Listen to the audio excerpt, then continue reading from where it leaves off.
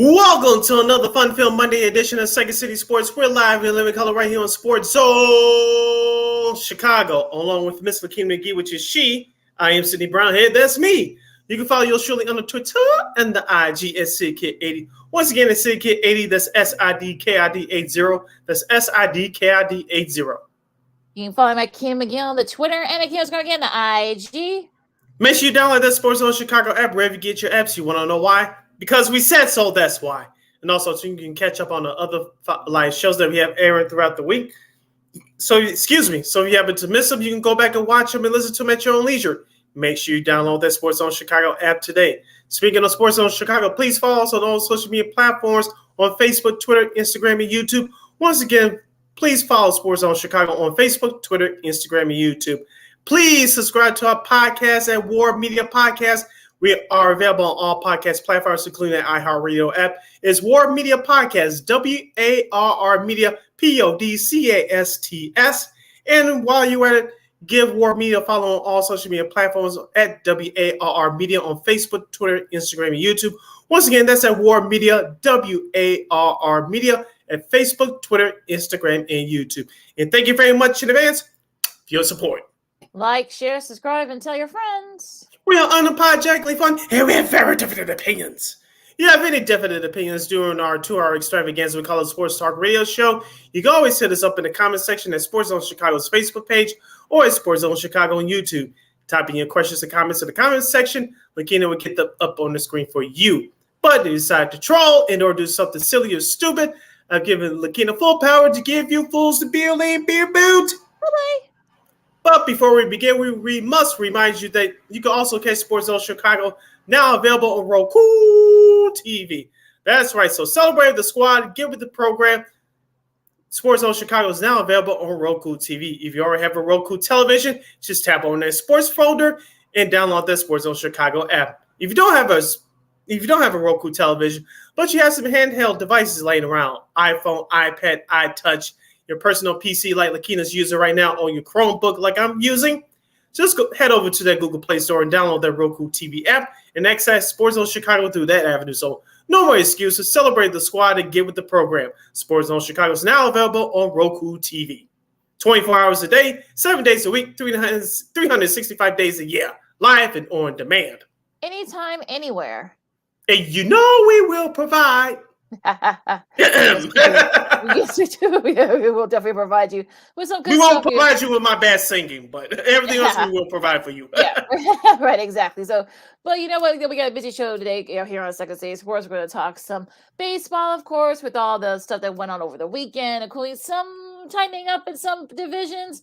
Also, too, we've got NFL news as D-Hop finds a new home. Saquon Barkley, the deadline for that deal to come up to that extension is coming up in about an hour, I guess, from now. And a whole lot more. And also, too, we got a great show, old school show for Old School TV Monday. A very familiar show, too. So, yeah, what's up, Brandon? Yeah, you got, of course, do like Brandon's doing, watch the show on, and all our shows on Roku TV streaming right there for you. Now, we're going to take, take a little time and, talk some baseball over the weekend. We'll start with the Sox. Tim Anderson has the first hit of this ball game. Better series for Tim here, these three, don't you think? I absolutely agree. I think that he's starting to find that middle point. To come home here and face the Atlanta Braves. Swing and a miss, strike three, one gone. Got him on a fastball. Hit his 20th home run last night. It ended up being a game winner. That ball's crushed to left center field by Berger. And Jake Berger, a day after hitting number 20, has 21. An absolute frozen row. Man on and one out, and he hits a high, deep fly ball. Center field, it is gone. Into the Braves bullpen. 8-1. He's 4 for 4. Those highlights came courtesy of NBC Sports Chicago and ESPN Radio 1000. As Lakina mentioned, the White Sox take 2 out of 3 in Atlanta against the Braves. They win the finale yesterday, and they won the second game of that series on Saturday night in front of a small national television audience. Lakina, as we talked about before we went on live today, it was encouraging to see Tim Anderson bust out of his season slump He had a couple of hits yesterday. He had an RBI. I told somebody this on somebody else's show. Is he doing it to eventually get traded? Which it may look like that this may happen in a couple of weeks from now. We shall see. But it was nice to see him break out yesterday. Jake Burger, aka / hashtag Burger Bomb. He hit 2 home runs in the series. He hit one yesterday. He hit one on Saturday. And Andrew Benintendi, who's the Sox leadoff hitter, as we said before a month ago, as I said a month ago, you should leave him at the leadoff spot for the time being. Who would have thought that he's the team leader in stolen bases? But Andrew Benintendi is a professional hitter. He had 3 RBIs on Saturday night. He had a couple more yesterday. It was nice as White Sox to see them to get back to playing White Sox baseball. Dylan Cease, he wasn't the greatest, but he did well enough to pick up the victory. The White Sox offense definitely helped him yesterday. But Lakina, as we said all year long, this White Sox team is consistently inconsistent. And with the day off today and with threatening rainstorms in around the Northeast, including New York City, the White Sox need to continue this role for wherever it's worth it, because they have 3 games at New York's City Field against the New York Mets starting tomorrow night. A team in the National League is mirroring them all year with unfulfilled expectations. Yeah. Okay. Look. Okay. Like I said, bravo. You beat the Braves 2 out of 3. Good for you. Look. Okay. Yeah. Look, Strider in that Saturday spot. I mean, it was kind of a back and forth, and look, Lance Lynn actually looked pretty good in that game. I mean, okay, what do you want me to say? I mean, you're still 8.5 back against the Twins, who swept the A's over the weekend. Okay, you beat 2 out of 3. Okay, you got a couple of lucky wins. Good job, Tim Anderson. You're not fooling anybody. You want to get the hell out of town, because your trade value is not very good right now. And some of you the same thing. Look, although I doubt Burger's going to get traded, but he might. You might want to, if you're Rick, you want to look at all that. Eloy Jimenez got hurt again, so okay, yeah, look, just like clockwork. Look, Benintendi's been okay. I mean, I'm sorry if I'm being a little bit crass here, but okay, you beat the Braves. Okay, yippee, good for you, but. Look, watch them lose, all 3 of these games against the Mets, because that's what this team does. You give them a little bit of hope, but then fans a little bit of hope, but then they turn around and do exactly what they've been doing. So I'm sorry if I don't get too wound up and excited about it. I'm sorry, I'm not going to get excited about this. I will say for Sox fans to get excited about this, the team did mail it in on Friday, the first game after the All-Star break. That was embarrassing. Even Frank Thomas on the NBC Sports Chicago post-game show even told you that it was embarrassing. If he said it, if he saw it from afar, if you watch any of those highlights from that game on Friday, you saw that too. And Michael Kopech was terrible. But this team did bounce back to win on Saturday and to take the series finale yesterday. So that is good for what it's worth. But like I said before, Lakina, and I guess I'm kind of in your boat. Let's see them put a long winning streak together. You facing a team that mirrors you in the National League in the New York Mets. Their bullpen's been terrible. Their offense is piss poor, and we'll get to what they did over the weekend against the Dodgers in the flip side of this break. But if you could take advantage of that, if it's a big if you can, you still may have a little bit of hope in there. But we got to see what they do against the Mets, and then of course you have the big 3-game series this coming weekend at Minnesota against the Twins. So it's still, as we said, this is a tough road trip for the Chicago White Sox. I think the longest of the season right now. They're 2-1 for what it is. But let's see if they can continue this, because as we said before, this team is consistently inconsistent, and they got to prove it to themselves that, hey, maybe we can make something out of this. But like I said, we'll see what happens in New York with these next 3 games starting tomorrow. Yeah, I'm not going to go that far. You're 15 under. So I'm sorry. If I'm not, being all, sunshine and, blue skies about this, because look, okay, yeah, you hit Spencer Strider. You got him a little bit in that Saturday game. If you're in front of a national audience, of course you're going to, even a little small, of course you're going to do that. Okay. Yeah. You basically, not their best. You didn't have to, they didn't have to face.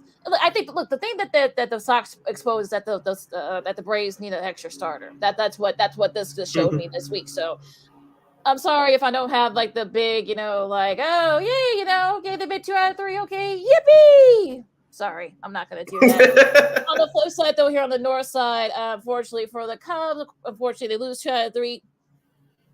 To the Red Sox, of course, getting hammered in that rubber match, 11-5.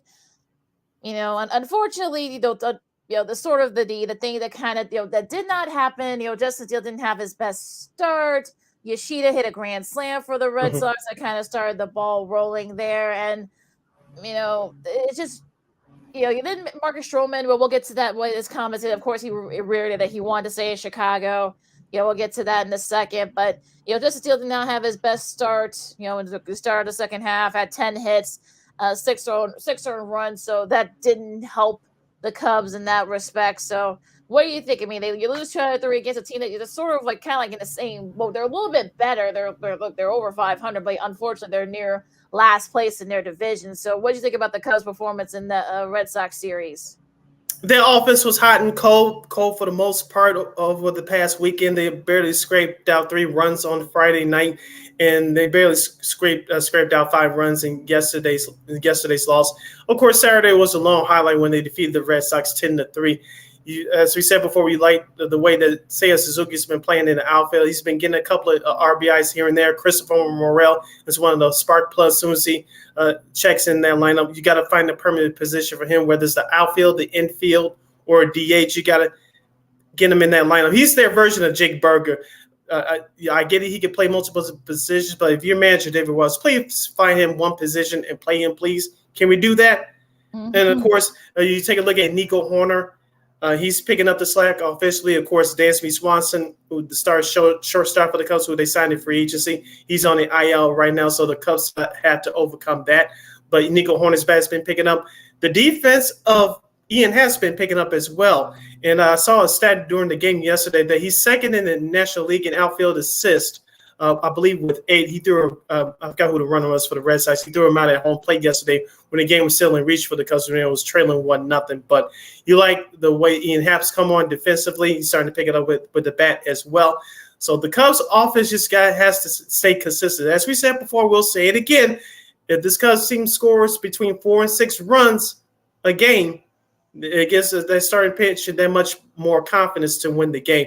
Now, they still got to straighten out their bullpen, but their bullpen wasn't really a factor this weekend because the Red Sox and both their victories just put the game out of reach. But this Cubs team, I think this is a make-or-break week for them as they'll play the Washington Nationals, I believe, tomorrow for 3 games. And then I believe they'll host – I think St. Louis is next week. I forget who they play over the weekend. But they have some winnable games coming up. And as we'll get into the Marcus Stroman thing right now, if you want to force management's hand, if you're the Cubs players, you got to look yourself in the mirror and say, hey, we got some winnable games on the schedule. We got to show up and show out because this division is still up for grabs. And as we said before, the NL wildcard, I believe, is going to be a big old mess like the American League. Your best chance if you want any sniff at the playoffs this year is winning this NL Central. Yeah, they got 3 starting tonight against the Nationals. Then after that, they do play St. Louis for 4 starting Thursday. So if that's on the road, correct? No. This one's actually going to be at home. So remember, they have 11. Okay. Yeah, they have 11 game homestand at home to start the second half. So they got some winnable games. Look, there's no excuse. Look, Washington's been so there's no excuse why they shouldn't at least win 2 out of 3. A sweep would be better. If you can win 3 out of 4 against the Cardinals, I think that's even better still. I mean, you really can't afford a split. Try to get to at least maybe I know. Look, we'll get to the rest of the baseball in a second, but you got some winnable series here. You probably will gain a couple, gain a little bit of ground, get to maybe 4 or 5, games out by the time the trade deadline, commences. So I think, look, for me, I think if you're the Cubs, I mean, the Red Sox they're probably the best 50-44 team. We'll get to the rest of the AL East in a second, but I kind of feel like this is sort of okay, is this the Cubs team that we saw this, like I said, Steele didn't have his best, probably had his worst start of the season. So that didn't really, help matters. And, like you said, I mean, that Friday is yesterday's bookend games. I think, unfortunately, they were way out of reach, so the bullpen wasn't really affected. But I think everything kind of has to mesh together at the same time. I think this is the time to do it. Get your pitching going, get your bats going, and then just hopefully, look, I mean, you got Smiley, coming up. Then you got Talion, and then you got Hendricks. So if you can win, you can definitely win at least 2 out of 3, if not a sweep against the Nationals, and then perhaps maybe get yourself in that sort of in that realm. Look, I don't think no one's going to pull away. Well, we'll get to, like I said, we'll get to the rest of baseball in a second, but no one's going to pull away from the NL Central. It's just not going to happen. So yeah, we'll see how this goes. But yeah, I think this is definitely a make or break week for the Cubs. Yeah, it's a must sweep if you're the Chicago Cubs. Yes, even though Dansby Swanson's on the IL right now, you're a better team than the Washington Nationals. You're at home. You should sweep them, and I'm sure you're going to gain some ground, at least gain a game or two, in which it gives yourself a better chance going into that St. Louis series for 4, as you mentioned, starting on Thursday night. And so the Cubs have everything, at least on paper, aligned for them, and we'll see if they can take advantage of it. They should be able to sweep this Washington Nationals team. If we don't talk about the sweep on our next episode on Friday, there's a problem. And I think management, if you've been reading articles and listening to certain pundits, I think Jed Hoyer's mind is made up. And I guess I'm sure he wants to see if the players on the field is going to change his mind. Yeah, exactly. Of course, he saw, Stroman's comments or over the weekend. He reiterated that he really wants to stay here in Chicago. So, I don't know what else. I know how Hoyer feels about having to make a sort of a play to try to get a contract extension during the season. He doesn't believe in that, but I think he's at that point where you're going to like, okay, look, make me change my mind. Maybe you'll be buyers instead of sellers. Yeah, I caught that. I caught the Marcus Stroman comment yesterday following the game, and he told the truth the way he saw it. Like he mentioned, he's been through this before. If you read the reports coming out yesterday that the Toronto Blue Jays have shown interest in Marcus Stroman, it's not the first rodeo for him with that organization. He pitched for them a few years ago, so Toronto definitely can use a pitcher like him. The Cubs should take a season down south in terms of losing games. But if you're Marcus Stroman at this stage of your career, you've done all the things that individual that you could achieve. Now it's all about winning. And as he said, he can see this team coming together. You want to at least stick it out to see what happens at the end of the year. He really wants to give the Cubs a chance to sign him in the offseason, but management has other ideas. Like he says, is not a lot that he can control. Only thing you control is your performance on that day, and that's his mindset, and that's the only thing he can do from here on out. But as we said before, the Cubs season is in their hands. Their immediate future is in their hands with the games against Washington, St. Louis, all at home. It's a 3-gamer against Washington, 4 against St. Louis. You cannot do any worse than 5-2. I think 5-2 is the floor.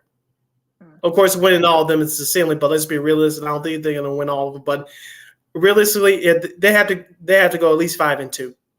I don't think it's too much to ask. And I think it's possible too, considering both teams. So yeah, we'll get to the rest of the baseball after this break. Of course, you got Baltimore nipping at the Rays' heels and some other 8 in a row, baby.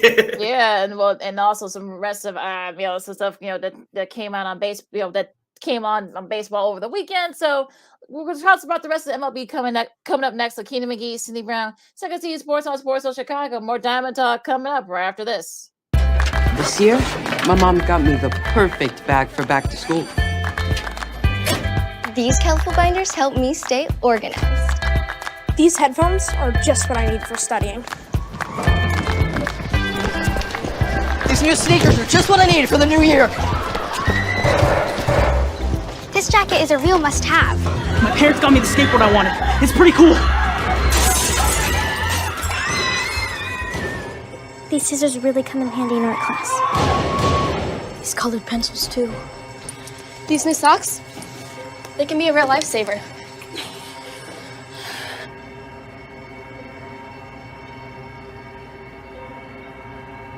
I finally got my own phone to stay in touch with my mom.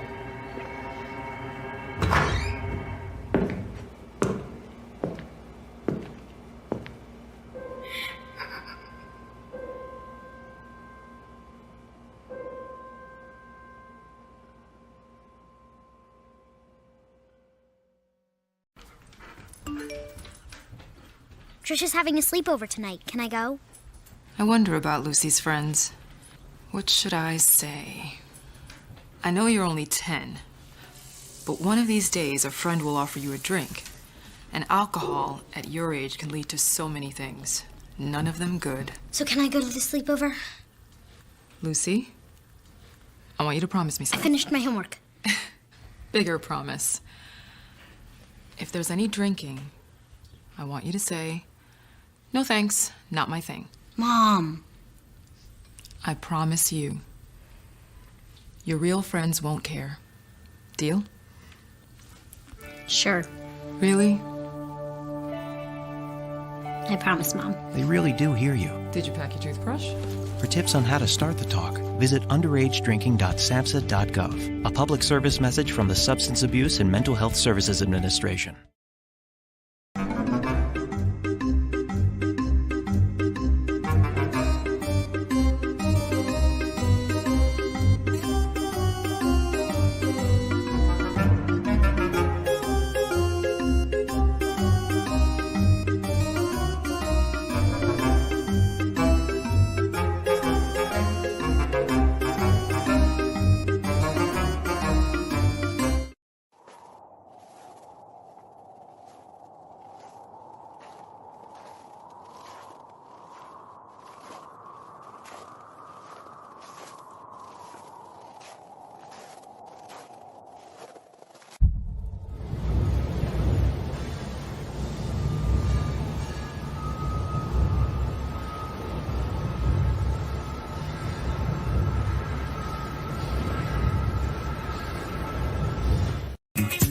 Hey, this is Dr. J, and I listen to Sean and Maya in the morning.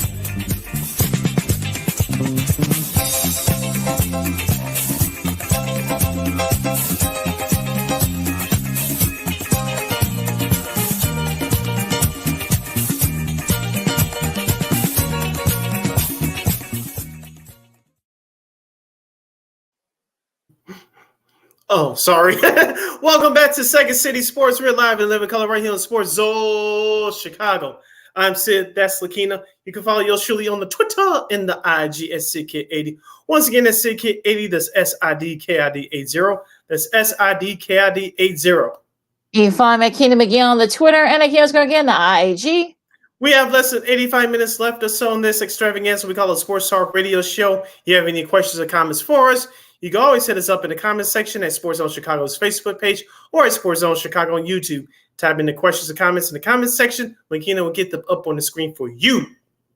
All right, Sid, we're going to talk the rest of baseball, and some pretty interesting things happened this week. I know our buddy Brandon Schutz has been, been asking, like, have we talked about the Astros yet? Well, do you really want to talk about your Astros there, Brandon? Because, I mean, you may want to cover your ears for this one, my friend. And it's kind of like interesting how all this worked. But they did have a solid series against the Angels. They won 2 out of 3. It was a crazy game on Sunday Night Baseball last night. If you guys didn't see it on ESPN, I think they were. They were up like 3. Yeah, I think the Angels were up like 3-0 initially, and then they came. I think they came back. Scored 2 to cut it to like 3-1 or like 3-2 or something like that. Then the Angels scored 4, but then and then the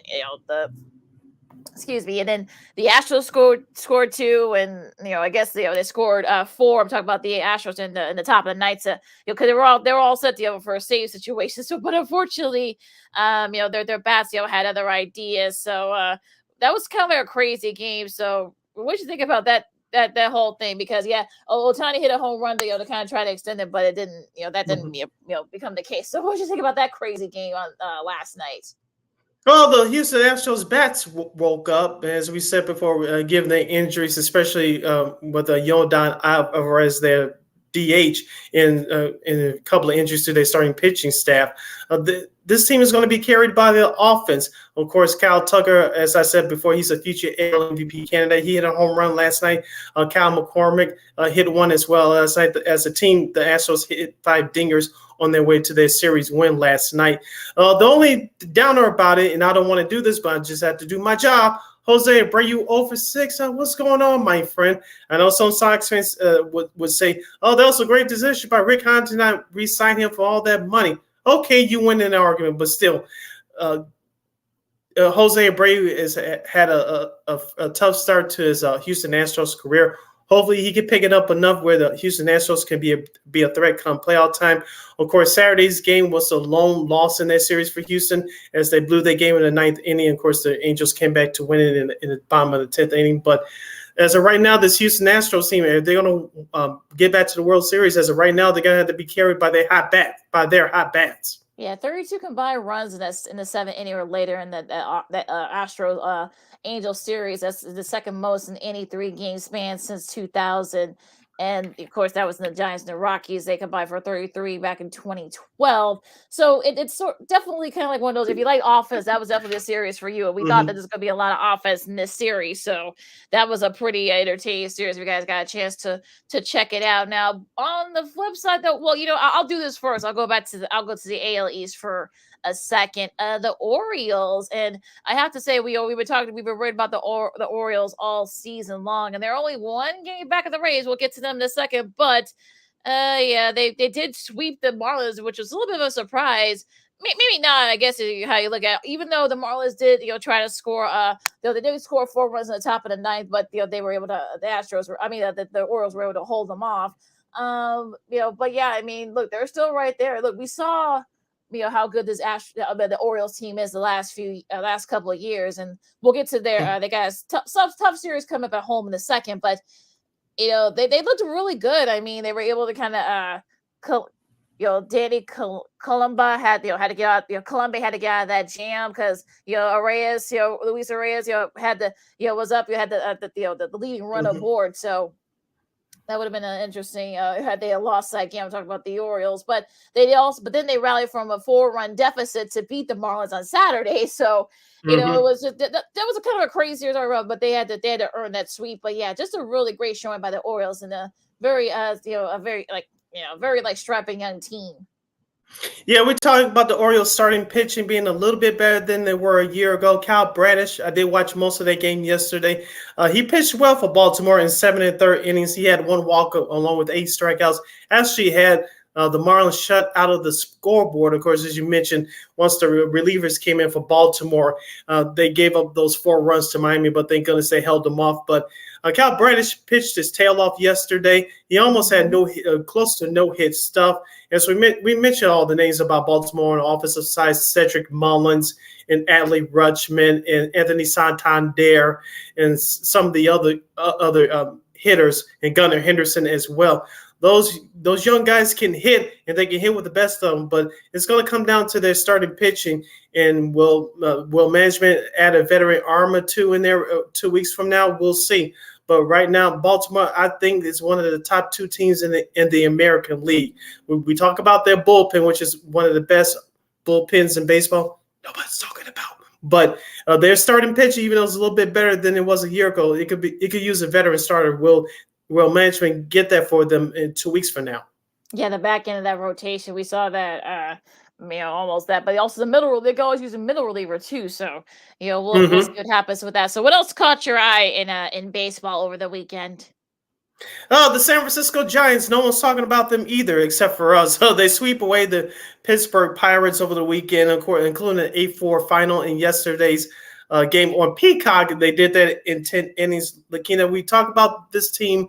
I call them the no superstar team, the no name team. Of course, you still have Brandon Crawford who's still there, Jock Peterson, and their bullpen is very good. I know they kind of got roughed up yesterday, but their bullpen is starting to come along as well. And the Giants, they're just like the Tampa Bay Rays in a sense that they take advantage of the other team's mistakes and they will pound on you. Now, is this the same team that we saw 2 years ago go wire to wire beating out the Los Angeles Dodgers for the NL West crown when they took everybody by surprise by having one of the best records in the National League? No, but this team is going to fight. This team is going to scrap, and they play fundamentally sound baseball. And Lamont Wade Jr., he was a surprise 2 years ago. He's not surprised anymore. That leadoff hitter, he's starting to come around for them as well. Yeah, Michael Conforto and Patrick Bailey. I mean, those are another couple top guys for the Giants. So yeah, I mean, look, this isn't the Giants that kind of came out of nowhere and surprised a lot of people and led from start to finish. But they still have a lot of those guys. And look, can they can they give the Dodgers? We'll get to them in a second. A little bit of a run in that NL West. We'll see. But I feel like they're sort of like becoming that team that we saw earlier, a couple of years ago. So we'll see what happens with that. Now, speaking of the Dodgers, keeping up with the Dodgers theme here, unfortunately, well, they lose. They win 2 out of 3 against the Mets. Of course, they lose they avoid this. They couldn't get the sweep, unfortunately, but they are starting to kind of get together a little bit with their offense. I mean, they shut out the Mets 6-0, and then they had 5-1. They only scored 1 run yesterday, but what that was. But Scherzer's been pretty solid lately. He's only allowed 2 or less runs in 11 consecutive starts against the Dodgers. So too bad for him. He can't play the Dodgers. The Dodgers all the time. It's time for the third longest streak against them since 1893. You gotta go all the way back there. But yeah, I mean, look, it's sort of one of those days where you are starting to, I know Dave Roberts, people will never want to, Dodgers fans will never satisfied. So, but they've been very solid. I mean, look, you can definitely feel like maybe they could probably use a couple of starters, maybe a middle reliever. Mookie Betts has been very solid. Well, yeah, and then you've got, of course, Mookie, Mookie Betts been playing very well lately, and it's definitely Julio Urias has been really good. Of course, he was part of that shutout. Only had to pitch a 1-hit gem in that shutout win against the Mets on Friday. But yeah, I think the Dodgers are sort of kind of they're up. They're now leaning the West, I should say. So they're definitely kind of like starting to become the Dodgers team that we expected. I did get a chance to catch some of that game on Saturday after the White Sox conclusion of that Braves game. Lakeena, did you check out that pop-up that Brett Beatty of the Mets third baseman missed on Saturday? Yes. Yeah. I said, this is the White Sox. That's the Mets season in a nutshell. In some ways, the White Sox season in a nutshell as well. I think it was Max Muncy had a pop-up. You thought, okay, this is going to be end of the inning. Nope. I know they had a rain delay, so you could blame part of that on the wind shift because they had rain up there in New York City. But your man Beatty for the Mets couldn't catch the ball. I said to myself, I bet you this is going to open up because I believe it was still 2-1 Dodgers at the time. Of course, the Dodgers would score 3 runs in the top of the 9th inning to win that game 5-1. I said, this is going to open up the door for the Dodgers. Guess what happened? And they opened the door right up for the Dodgers. Yes, they did. So, they were able to take advantage. They did avoid the sweep, though. I guess you can probably say that's probably the one good thing that came out of that series from the Mets. Scherzer looked, pitched really well. Like I said, he loves playing the Dodgers, like I said. So, that's kind of interesting there. Now, Cincinnati, I mean, could the maybe wheels starting to kind of fall a little bit? I mean, they lose 3 out of 4 at home. Well, actually, they lose 3. Well, they got swept by the Brewers at home. Of course, they lose. They lost the back end of that. They lost like 5 out of 6 in that series, at home and home series with the Brewers, and that's not what you want to do, especially since you're in a division where the winner is the only one that's probably going to be going to the playoffs. So that was probably something that you did not want if you're the Reds. I think they kind of struggled a little bit too. They did score 3 yesterday, but it wasn't enough there. But in that span, prior to that, let me see if I can get the stat up here, if I can find it. But yeah, I mean, they're the first team in at least 130 years they had 0 runs and less than 8 hits in a 3-game span. I got to talk about from that last game on the road to that that second game at home against the Brewers. So not a good weekend for them. Now I'm not going to say that that they're not the wheels are falling off, but this is one of the reasons why I said to folks, yeah, they've got some. We know about De La Cruz and and all those guys on those young players on that squad, but this is one of the reasons why that wasn't sold on the Reds just yet. Yeah, as we said before, the Cincinnati Reds, they're a very good young and up-and-coming team. They are very exciting to watch, but if they've happened to fall short of the playoffs, this is one of the reasons why, because of their inexperience. And sometimes you have to go through things to gain the experience and know what to do when those tough situations come up. That series for Milwaukee, it was all about their starting pitching. On the flip side for Cincinnati, their big star guys didn't show up. You mentioned Ellie De La Cruz. It's not all his fault, but he went 0 for 12 in that series over the weekend, 0 for 4 in each game. And so he didn't have an impact on the bases like he's been doing throughout so far in his young season. So Cincinnati's big star bats didn't come through. It was all about Milwaukee's starting pitch. As we said before, Lakina, they're the poor man's version of the Chicago White Sox when they're good. They don't have the big names on offense outside of Christian Yelich. He's over the hill, but he still finds a way to get it done. But it was all about their starting pitching and bullpen. That's what we saw in this series. Yeah, so if you're the Brewers, nice little win there in that whole, winning 5 out of 6 against the Reds. I think that's what you needed to do. And look, the Phillies, unfortunately, they actually had a solid showing. They went 3 out of 4 against San Diego. We'll get to San Diego in a second because, but look, Schwarber hit his 25th home run.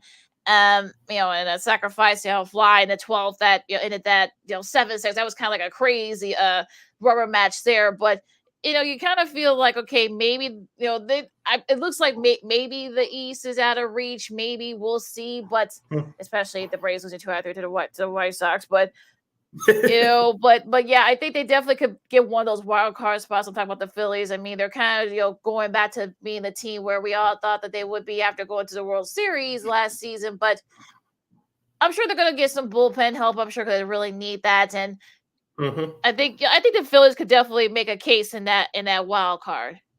Yes, and they have the talent to do it. As you mentioned, Kyle Schwarber, he had a big series. Also, to JT Realmuto had a big series as well. You still talk about Nick Castellanos, who's been big for them all year. And Bryce Harper, who's recovering slowly from his injuries from last year. His bat needs to start coming around. But that Philadelphia offense can match up with anybody in baseball. Let's not forget about Trey Turner as well, who they picked up in the offseason. So that lineup up and down can't compete with anybody. But let's not forget about their starting pitching with Zach Wheeler and also Aaron Nola. Those two guys can headline any starting staff, and that's what the Philadelphia Phillies have right now. Yeah, as for the flip side for the Padres, I mean, I honestly, I don't know what to say about the Padres. You thought that maybe they were going to get it together, but then they revert back to being, kind of like the White Sox, I guess, if you want to, go that route. But, just, I mean, the offense is there. I mean, look, they were very close in all 3 of these games against the Phillies, but it's just that they just couldn't get over the hump and win one of them. So, what do you think about the Padres? Can they try to kind of like, get it going in these last few weeks before the trade deadline? I don't know, Lakina. I'm starting to lose patience with this team. They have all the big names.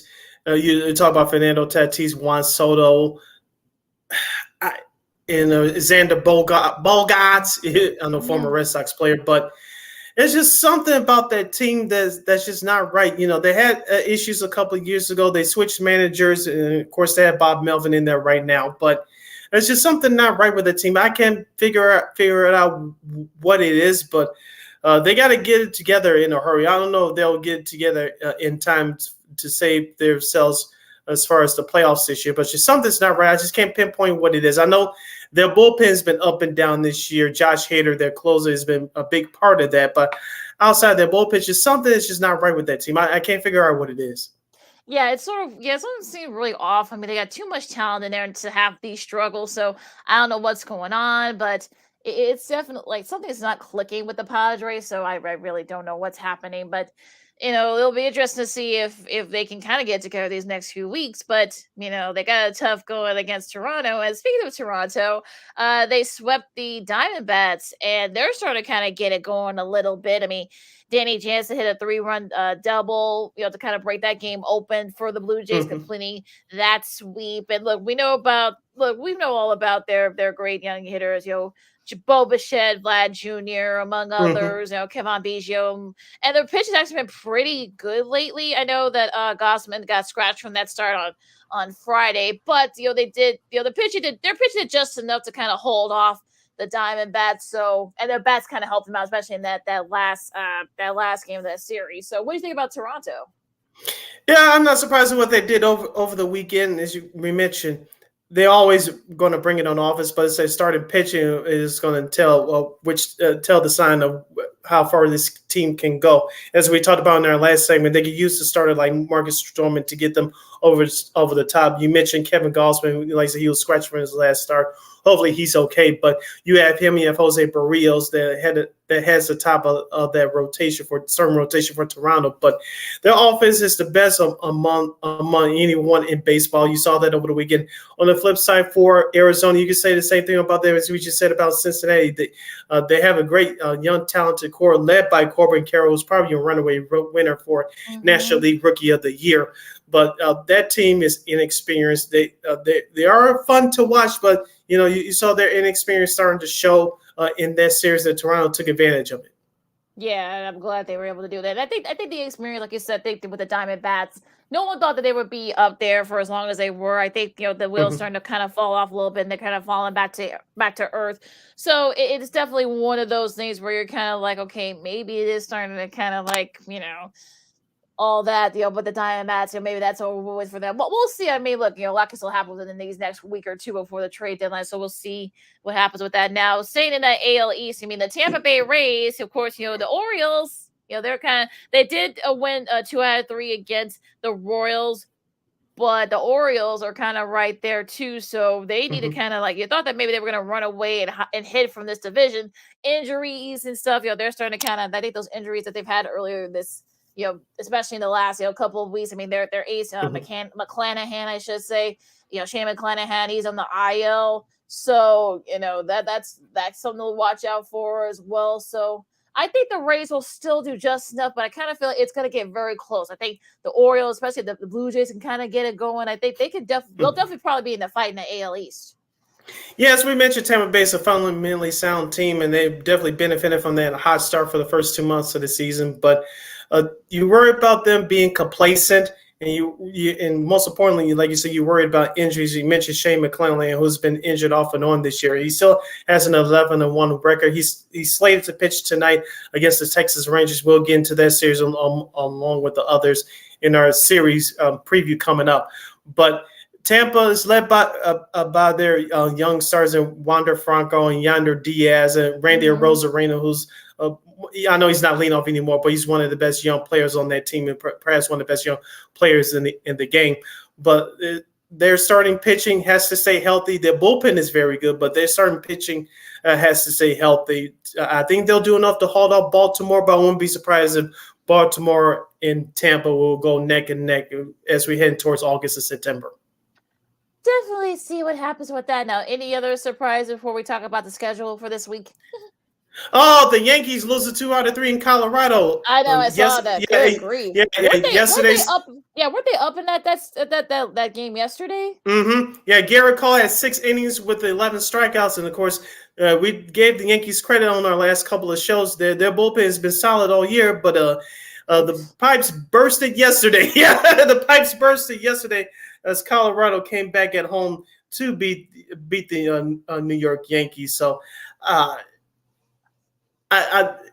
here's the thing, Lakina. He's tongue-tied. I've never seen Sid tongue-tied before. Your Yankees, you way more than tongue-tied. The Rockies beat the Yankees 8-7 in extra innings yesterday in 11. But it's just, here's the thing, if you're a Yankees fan. If and when Aaron Judge comes back, I think your team takes off. But if Aaron Judge doesn't come back this season, you can say goodbye to the playoffs. It's just that simple. Yeah, that toe. I know that he said that there was a fracture in his toe, and I'm wondering, well, good grief. How big was his big toe? Was it his middle toes, his pinky toe? What the hell happened? But I'm sure the Yankees love to blame Dodgers fans for that because that's where he hit his foot in that little pad as he was trying to catch that ball. But yeah, they led 3-1. I'm talking about yesterday's game against the Rockies. They led 3-1, then they led 7-5 in the 11th. Then they lost 8-7, like you said. This is the first loss in the Yankees' history where they had multiple leads of 2+ runs in the 8th inning or later. So, okay, there's really nothing you can say. Right? You're speechless at this point, with that. But honestly, like I said, Garrett Cole had his best start of the season. Of course you would, but boy. On that note, you're speechless there. But yeah, on that note, some series are starting tonight. You got the Dodgers and the Orioles. Could this be a World Series preview? First game of that series starts tonight. Right? They just go, Guardians and Pirates. That should be interesting. I know Sox fans will be cheering for the Pirates, I should say. Giants and Cincy hoping to get back on track, and the Giants hope to keep their roll going. The Marlins and St. Louis. Tampa Bay and Texas. First game of a very important series, like we said earlier, this segment with the previous segment with the Cubs as they face the Nationals. Tigers and Royals. Yankees and Angels, interesting. There as the Yankees will try to get that taste that last night's loss, yesterday, I should say, out of their mouth. Boston and Oakland, and the Twins and the Mariners. The Mariners had a nice showing this weekend as well. Well, actually, they didn't because they lost 2 out of 3 to the Tigers, really. But I know that the Twins will continue their road trip, so that should be an interesting series. The series that are starting tomorrow, of course, the White Sox will be in New York City to take on the struggling New York Mets. Milwaukee will face Philadelphia. The Phillies in Philadelphia. Other series starting tomorrow, the San Diego Padres will travel north to the borders to face the Toronto Blue Jays. The Diamondbacks will face the Atlanta Braves. And we'll have the Tigers facing the Kansas City Royals. Brandon Schutz, I know he's watching and listening right now. His Houston Astros will go to Colorado to face the Rockies. If you're looking for offense, this will be the series to watch. And, of course, that will be it as far as the series starting today and tomorrow. I'm trying to find the TBS. It will be the Los Angeles Dodgers and the Baltimore Orioles. That's tomorrow, Tuesday at 6:05 p.m. Central Standard Time on TBS. Yeah, I feel for the Diamondbacks, unfortunately, because I know that they're going to be facing the Braves. They're not going to be in a very good mood. So, I feel bad for the Diamondbacks. So, all you Diamondbacks fans, I think you better be ready. I'm sure the Braves are not going to be in a very good mood after what happened against the Sox over the weekend. Now, hour number 1 in the books. Hour number 2 straight ahead. We got NFL stuff, coming up with training camp starting next week. In some spots, the Jets are not very happy about having to do hard knocks. You don't say. Yeah, right. D-Hop has a new home, which might surprise some folks. Saquon wants a new contract. The deadline for that is coming up. And I know Sis got some NFL stuff too. Yes. All right, and we got a great show for Old School TV Monday later on in this hour. So make sure you guys stay tuned for that. And a whole lot more still. Lakina McGee, Sydney Brown, Second City Sports on Sports on Chicago, and of course this thing's freezing up on me. Well, okay. Well, look. You know what? Look, we're gonna get it straightened out here, and we'll have more stuff coming up right after this. No, I don't know though. I'm scared. I mean, you're so.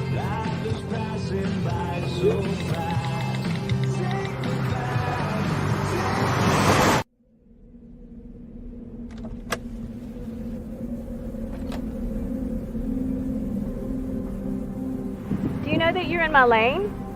No, not at all. Are you not paying attention? Are you texting? I was just checking in with my mom. I was telling her that I thought we'd be home by 6. It's okay. There's enough time. Just pay attention. I'm not even halfway through my text. There's no way. I'm not even going to look up. My babies are in the car. You have to pay attention. It's just supposed to be a quick text. I'm so sorry.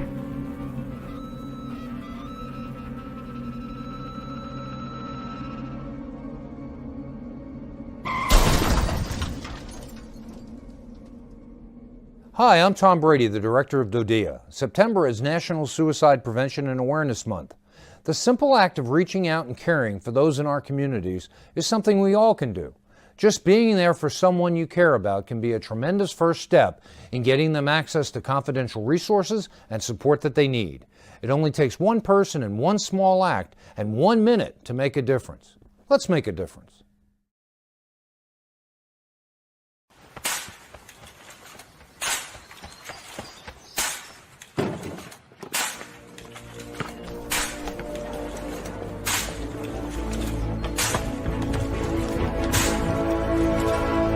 Move it!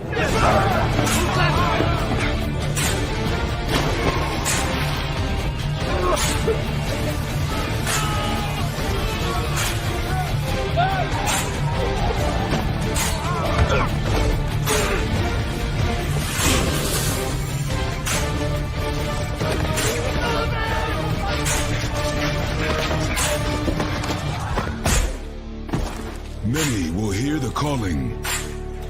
Few will earn the title. United States Marine. the few, the proud, the Marines.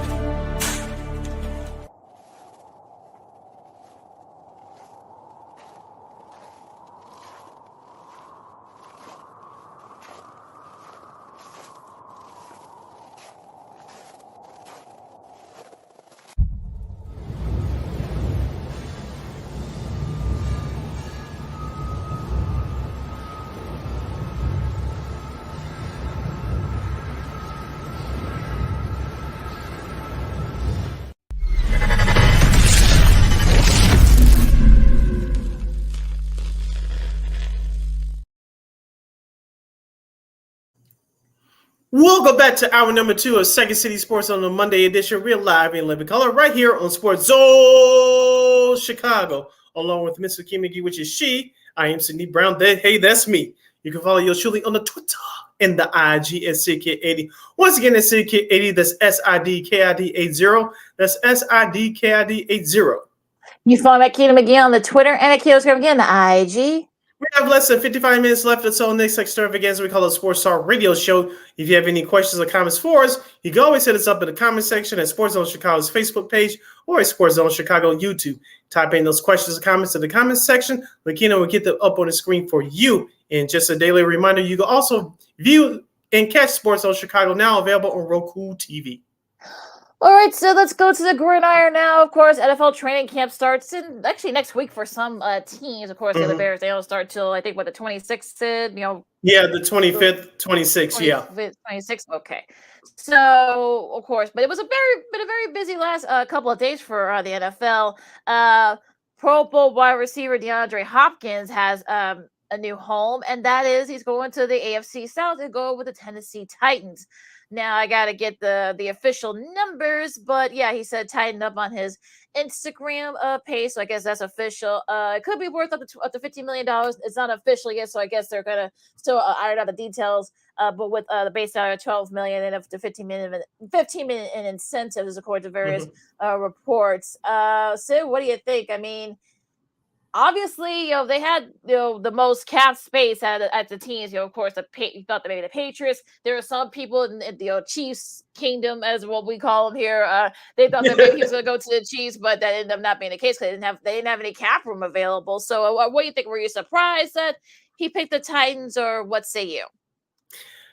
As you said, he gave away the answer. The reason why he went to the Tennessee Titans because they had the most cap space, and I don't blame him. He's getting up there at age now. I'm sure he wants to win, but as we said before, the Titans are not in the position to win a Super Bowl. Is Ryan Tannehill your quarterback of the future? I say not. And of course, remember he was injured last year, and as they lost their grip and lost the AFC South division title to the Jacksonville Jaguars, but. DeAndre Hopkins, when healthy, he's still one of the top 10, top 5 wide receivers in the game. And injuries have slowed him down the last couple of years, especially now with the Arizona Cardinals franchise is going through. They decided to cut him. He wanted to move on. So that's he has his right to do that. But I tweeted this at somebody yesterday, as Musa Muhammad said this a bunch of years ago, that even though he participated in the last Bears team that went to the Super Bowl in the 2006 season, and he famously said, Chicago is where wide receivers go to die. Can we say that now about the Tennessee Titans? Look at the star wide receivers they had throughout their history. Derek Mason, Yancey, Thigpen, A.J. Brown. Now he's in a better situation with the Philadelphia Eagles. They were a penalty away from winning that Super Bowl last year. So DeAndre Hopkins, hopefully he stays healthy and maybe he can squeeze another year or two out of it so he can move on to a different team if he wants to win a Super Bowl ring. But right now, I don't see the Titans being a threat to be in the playoffs this year. I don't. Yeah, it's one of those things where, like you said, Sid, I mean, yeah, they did give him the most money and the most, I guess, incentives. Now, I mean, could he make an impact? I mean, sure, but I know I saw someone was saying that, well, they got a stable organization, they got a guy that cares about football and blah, they have a good defense. Well, wait a minute. I mean, I know the Titans defense are okay. I mean, they got a lot of no-name guys, but they're okay. I would say they're up there with with the Chiefs and the Ravens and those types of defenses. I just don't see it, but okay, we want to play that. But yeah, I just think that this was a money grab, and I think you said it, you covered it nicely, Sid. And I think I'm going to say it too. Like it was just a money grab. That's all. I mean, look the Titans, could they win a division in the AFC South? Sure, we'll get to that when we start doing our division previews next month. But I just don't think, unless he's allowing us to stay healthy. But other than that, I mean, I really can't see him making a big impact.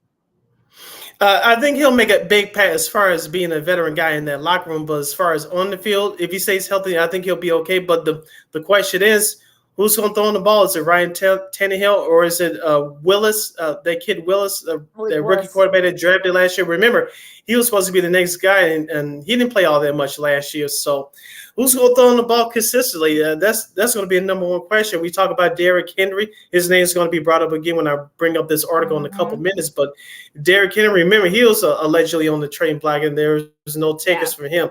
He's still one of the top running backs in the game, but the way the value of running backs are going on these days, and we'll get to the couple of the names in a second, but the way that the running backs are being valued in today's NFL is just not like it once was. And like I said, what are you going to do with Derrick Henry after this year? So if you're the Titans, you're going to have to make something out of this upcoming season, because you may not have Mr. Henry or others there for long. You may not have your head coach either, but that's a whole other issue. That's a whole different conversation. We'll talk about that probably later on, probably next month. But yeah, staying in the AFC South, of course, the Jaguars have agreed to with their tight end Evan Ingram to a new 3-year deal. Of course, that was actually the big headline before the D Hop signing with the Titans, but they didn't disclose how much, but he is worth, is going to be worth about a little over $41 million, includes $24 million guaranteed and a few incentives too. They franchise tagged him, from early this offseason, and they had until today at 3:00 our time to agree to a long-term contract, and they did that. So, Ingram's probably one of the best tight ends, probably best young tight ends. He set the franchise record for most most catches and receiving yards and stuff. He's definitely up there in the record books there. And that's the most has the most catches and receiving yards by a tight end in a season last year. Surpassed, of course, Kyle Brady, who did it way back when 22 years ago. Good grief. But I know we're telling our ages. I know, right? But yeah, but this was a nice signing for them. I mean, they draft, of course, the Giants drafted him in 2017, but then of course, injuries, didn't really do too well for them, of course, and now he's in Jacksonville, a couple of years ago. We know Doug Peterson's offense is very tight end friendly, so that's why he had his best numbers the last couple of years, and he got rewarded with a new contract. Yeah, so congratulations to him. I know that we'll dive deep into the Jaguars, like you said, once we do our divisional previews, once training camp starts. But that Jacksonville offense is expected to take another big step this year, especially with their big quarterback now. Trevor Lawrence going into his 3rd year, and Ingram's going to be a part of that. So as long as he stays healthy and as long as the other parts stay healthy around that of Trevor Lawrence and that offense, I think Jacksonville will take another big step. But Ingram's going to be a big part of it if they want to go to the next level. They'll definitely be the favorites in that division, so it'll be interesting to see how he does there, if he can keep up with the numbers and such, with the last couple of years. So definitely deserve a new contract. Now, speaking of like I said, that franchise tag I was talking about, Saquon Barkley, he kind of put it out there that like I said, they have until 3:00 our time today to reach a new long-term deal. It doesn't sound like they're even close, at least from the way it sounds like in some of the various reports that we've heard in New York. So, Sid, what do you think? Will the Giants and Barkley be able to figure this out? You will hope that they would, but my prediction is no, because remember, they had to pay all that money, and they knew they would. They paid all their money to the Daniel Jones, their quarterback, earlier this offseason in terms of a long-term deal. They had to rebuild their defense. I know Daniel Jones came out publicly, said he wanted Saquon around in the long run, along with some other big parts as well. But you looked at that Giants team last year, Lakina. We talked about this before. Coach Brian Daboll, of course, he was the offensive coordinator for Buffalo for the last few years before they took the Giants job. He took the Buffalo offense with them, and it worked for them last year. Daniel Jones became a big threat in the running game. Of course, Saquon Barkley stayed healthy for the first time in the last 2 or 3 years. You saw what value that he had with that Giants offense. Remember, Lakina, that Giants offense still doesn't have a number 1 wide receiver. And so they're going to be facing the same problems, it looks like, again this year as far as that is concerned. So they need Saquon Barkley for the long haul. I think for the New York Giants management, yes, you were healthy last year, Mr. Barkley, but can we trust you again to stay healthy? And I think that's one of the reasons why that running backs in general are now valued in today's NFL, because they get hurt a lot and they get used up in their first go-arounds in their contracts before it runs out, once they get drafted. Yeah, we'll talk about another running back. We'll stay in that same division, the NFC East. Now, you got to wonder, though. I mean, now people got tape on Daniel Jones and that offense, so you got to wonder, like, they're not gonna be able to surprise people like they were able to do last year. So they're gonna have tape. They're gonna have a lot of stuff. So you might be seeing a lot more defense, sort of like adjusting to it. So you may have to depend on Barkley a little bit more as well. So we'll see if they can figure it out. Now, stay in the NFC East, another running back, a top running back that probably won't agree with a new contract with his team, and that is Tony Pollard for the Cowboys. Of course, various rumors say that they're not expected to reach an agreement on a long-term deal before that Monday 3:00 our time deadline on a long-term contract. So, of course, Josh Jacobs, being the other one over in Vegas. So it's definitely one of those things where I know that teams don't want to pay running backs a lot, but in a couple of these cases where the offense kind of goes through their running backs. I mean, I know in Dallas's case, I mean, look, I'm sure Dak Prescott's got a lot to prove this season. Of course, you got no Ezekiel Elliott. He's not there anymore. You got Pollard is the guy now for the most part. And so them not agreeing on a new deal, I think that's going to be a big, thing here. Of course, you got Josh Jacobs. Of course, he was kind of Mr. Reliable last year. And of course, now with Jimmy G being the QB there, you got to wonder, will he be used a lot? So yeah, it's going to be interesting to see how these two teams kind of mesh here, because for me, I know you don't want to pay running backs a lot of money, but at the same time, though, sometimes in these offenses you go through your running backs. So what do you think?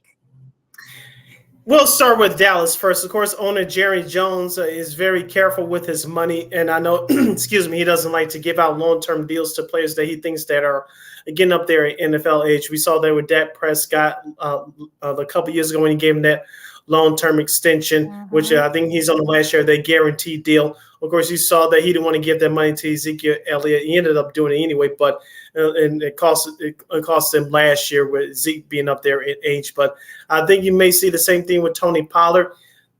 I wouldn't blame it if Jerry Jones doesn't do that, even though the pressure is on Dallas this year to get back to the playoffs and advance past the divisional round. But I think Jerry Jones has to be careful here, because remember, he put a lot of money into that defense this all season as well. Remember, after Pollard's injury last year and that playoff loss to San Francisco, that defense kept Dallas in that game. It's just that Dak couldn't make all the plays on offense down the stretch. And the 49ers, I'll hustle them. But with that being said, I think all that money's tied to the Dallas defense. He may not have enough to pay Pollard, even if he wanted to. And we know that Dallas has been having salary cap issues over the last few years. So I think this is another example of it right here. And also, what do you think about the Josh Jacobs situation over there in Vegas? He's really the only big threat that the Raiders have offensively. As you mentioned, they brought over Jimmy Garoppolo. I don't know if you could depend on him for a healthy season. If you're a Raiders fan, you hope that he can stay healthy. But Josh Jacobs was the only big threat that the Raiders have. And let's be honest here, Lakeem, didn't he win about 2 or 3 games by himself last year, including that overtime winner at Seattle? So, I know the defense came on in spots as of late in that season when they went on that run in the middle of last season. But it all starts and ends with Josh Jacobs. And if they don't sign him to a long-term deal, like you said, that offense, even though it's been flux the last couple of years, they don't sign Jacobs to a long-term deal. It could really mark for huge problems for Mark Davis, their owner and company over there in Las Vegas. Yeah, it could be some big issues over there in Vegas. Now, on the flip side, though, running back Joe Mixon from the Bengals has restructured his contract, to stay with the team. Perhaps maybe, like, we'll see what happens with Joe Burrow. You wonder, Jamar Chase as well. So this is good. On the flip side, though, he decided to restructure his contract to stay with the Bengals and perhaps maybe, keep a couple of those key guys there. Yeah, as we talked about before, Joe Burrow, the star quarterback, he's going to get his money. Jamar Chase, now the third-year wide receiver out of LSU, he's going to get his money. The question is, it was smart by Joe Mixon, but how long he's going to stay, because he's a big part of that offense as well. Remembering that Cincinnati struggled last year, especially early on in the season.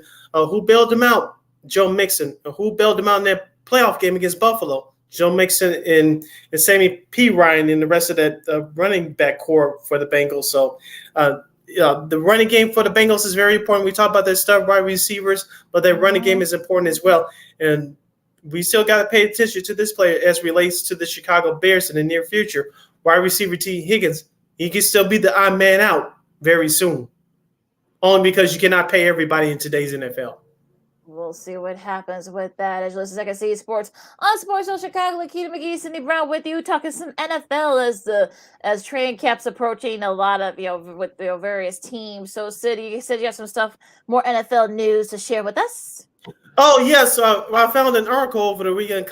It came courtesy of our good friends at SI Sports Illustrated. For those of you scoring at home, and their article talks about the top 10 running backs that you should watch out for this season. They have them ranked from 10 to 1.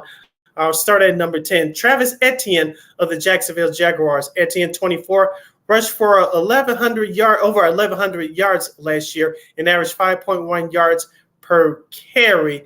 And the first round pick from the 2021 class also improved as a field passer, as a pass catcher last year as well, helping out Trevor Lawrence for the Jacksonville Jaguars. Number 9, Aaron Jones of the Green Bay Packers. He's going to be more important now, more than ever, because Aaron Rodgers is going to New York and Jordan Love is now at the helm. Number 8, Jonathan Taylor of the Indianapolis Colts. I don't know who's going to be the quarterback for the Colts. Maybe it's going to be Richardson out of Florida eventually, but right now, Jonathan Taylor, even though he was injured last year, he failed to crack the 900-yard mark. He's still one of the top backs in the league for the Indianapolis Colts. Number 7, Austin Eckler. Remember, it was trade rumors out on him this offseason, but he's decided to stay and restructure his contract, so he's going to be back helping out Justin Herbert in that offense. And number 6, as we talked about him just a second ago, Saquon Barkley of the New York Football Giants. He rushed for over 1,300 yards and 10 touchdowns. Yeah, so okay, so yeah, I kind of like that list. I mean, I think it'll be interesting. I think both these teams are definitely going to, need those players this year. So, I think that's going to be interesting to see what happens with those various players you mentioned. So this is definitely going to be like one of those seasons where, we'll see who kind of makes that breakout and whatnot, and who's gonna, because a couple of those guys are going to want some big money. So we'll see if they can, make that leap. Perhaps he'll be proven and worthy of that big payday. So we'll see what happens with that. And of course, we got to talk about the Jets. They're going to reluctantly appear on Hard Knocks later this summer. But apparently, I guess if you believe Adam Schefter's reports, it won't be the same because the team will limit access to NFL film, camera crews, and apparently also, too, they're not going to be showing guys getting cut because they say that's inhumane. That's part of the business. I don't know about that, but let me see if I can read some of the other tweets from Mr. Shefty here. There's going to be a lot. Yeah, it's not. Yeah, basically it's not going to be like the same access, and it's just like really you're cutting away like all the stuff that has made Hard Knocks so successful, especially in recent years. So. Okay, all right. Yeah, this might not be good. all it's going to come down to, Lakina, is how much access to Aaron Rodgers are we going to get as viewers, and number 2, who's going to be that breakout star? That it's always is scripted as that no-name guy who worked at UPS or who worked at the grocery store. He's trying to make a team. Or here's that veteran who's looking for that last payday, who's been bounced around from team to team. And who's that young guy, those couple of young guys that are undrafted, is going to look for TV time. Yeah, and I think that's really going to be the thing. So it's going to be, we'll see if they show like Breece Hall, coming back from the ACL surgery. Quentin Williams got his new contract, so I'm sure he'll be in a little bit of a happier mood. So, but yeah, I mean, okay, so yeah, we just see how they do this. Because like I said, they're going to be limiting access and such. So okay, so we're just going to be like everybody, maybe Aaron Rodgers will be in a sitting room, I guess, by himself. So I don't know, but yeah, well, we'll see what happens. But yeah, anything other NFL news before we still got a few more before we go to break. Yeah, I got the second half of that list before you cut in about the Hard Knocks. About this is from Sports Illustrated. Their top 10 running backs to watch out for this upcoming season. I just want to say for the first half of that list, I really think Travis Etienne is going to take a step this year, Lakina, because of the growth that's supposed to happen with Trevor Lawrence. You saw what he did last year, especially toward the end of the season when Jacksonville turned it around to win the AFC South Division title. Of course, upset the Chargers at home in that comeback fashion last year. And Travis Etienne, when he got more playing time last year, his numbers went up. I predict he's going to be a top 5 fantasy football player this year. So for those of you that have high draft picks, he should be your first running back to be drafted. So Travis Etienne, I believe he's going to have a big year. Now, here's the first half of that list from Sports Illustrated as far as top 10 running backs to watch out for this year. Starting at number 5, Derrick Henry of the Tennessee Titans. As we mentioned, he had 13 touchdowns last year, so over 1,500 yards rushing. We don't know who his quarterback is going to be, so those numbers can be skewed a little bit this year. We'll see what happens with that. Of course, Tony Pollard of the Dallas Cowboys is his starting position now. It says Ezekiel Elliott is now gone. Of course, Pollard recorded 193 carries for 1,007 yards and 9 touchdowns last year, averaging 5.2 yards per carry. Checking in at number 3, Josh Jacobs of the Las Vegas Raiders. He had over 1,600 yards rushing, which was a league high with 12 touchdowns, and he had 53 catches for 400 yards. Number 2 is Nick Chubb of the Cleveland Browns, as Deshaun Watson will have his first full year in a Cleveland Browns uniform. And, of course, number 1 is Christian McCaffrey of the San Francisco 49ers. This will be his first full year in a 49ers uniform after being traded last year from the Carolina Panthers. So yeah, I kind of same thing I said a few minutes ago. Sorry, I got whether with the Hard Knocks, but it's sort of the same thing. I mean, look, a lot of those guys, a few of those guys. I mean, Derrick Henry, we'll see. I mean, we'll see how much they actually use him this year because he is getting up there in age. I'm wondering about Jacobs. I mean, like you said, I mean, he's really going to be like the only Devontae Adams, obviously, but he's really going to be like the one guy who's going to make that offense go for the Raiders. So it's going to be interesting to see if, there's going to, I'm going to, all right, that's going to be interesting. But yeah, I like that list. I like the order of that list. So yeah, like we'll see if those guys have breakouts this year. Look, you got a couple, like I said, other than Henry. But yeah, it'll be interesting to see how the other 4 measure up this year, especially Nick Chubb. I mean, he kind of had a down year last year with the Browns, especially with all the upheaval and such. So we'll see what happens with the full season. So. And also, too, with Christian McCaffrey, as we talked about with Derrick Henry, who's going to be the quarterback for the 49ers this year? Will it be Trey Lance in week 1, or will Brock Purdy's shoulder, quote-unquote, heal up in time in week 1 in September as the regular season kicks off? So I think that's going to be important as well because, we saw in bits and pieces a couple of years ago what Trey Lance could do, but we don't have enough sample size. And number 2, Brock Purdy, even though he came on last year, the 49ers didn't ask him to do too much, and Christian McCaffrey did carry the 49ers team offensively along with Deebo Samuel. Can we expect the same thing out of Brock Purdy in year number 2 if and whenever he gets healthy? Yeah, I think that's really going to be the thing here. So I think Samuel, he's going to be kind of like a Mr. Do-It-All, especially with, look, it looks like he's starting to recover. I'm talking about Purdy from that surgery. So we'll see how he looks when it comes to training camp and whatnot. So he may have to do kind of like a Mr. Do-It-All. So, we'll be interested to see what happens. Yep. All right, Lakina, 2 and 2 as we usually do right here around this time on Second City Sports. When we return, we'll have some sports media news and we'll have some other fun stuff. And for the first time in a long time, I'm giving the keys to Lakina as we present you Old School. We present you Old School TV Monday. She has a very good TV show for you guys for you today. If I think what I think it is, but I'm gonna keep my mouth shut on that. I'll wait just like the rest of you to see what that television show is for today on this edition of Old School TV Monday. Then a whole lot more as you're listening to Second City Sports on the Monday edition, live in living color right here on Sports Zone Chicago. I'm Sid. That's Lakina. Don't you move a muscle. This year, my mom got me the perfect bag for back to school. These colorful binders help me stay organized. These headphones are just what I need for studying. These new sneakers are just what I need for the new year. This jacket is a real must-have. My parents got me the skateboard I wanted. It's pretty cool. These scissors really come in handy in art class. These colored pencils, too. These new socks, they can be a real lifesaver.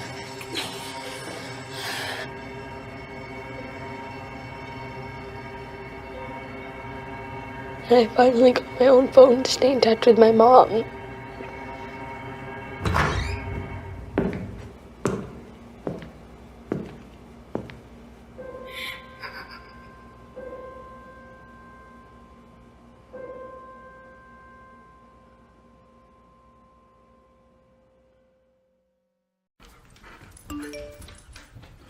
Trisha's having a sleepover tonight. Can I go? I wonder about Lucy's friends. What should I say? I know you're only 10, but one of these days a friend will offer you a drink. And alcohol at your age can lead to so many things. None of them good. So can I go to the sleepover? Lucy, I want you to promise me I something. finished my homework. Bigger promise. If there's any drinking, I want you to say, "No thanks, not my thing." Mom.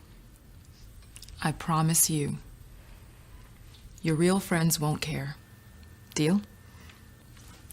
Sure. Really? I promise, Mom. They really do hear you. Did you pack your toothbrush? For tips on how to start the talk, visit underagedrinking.samhsa.gov, a public service message from the Substance Abuse and Mental Health Services Administration.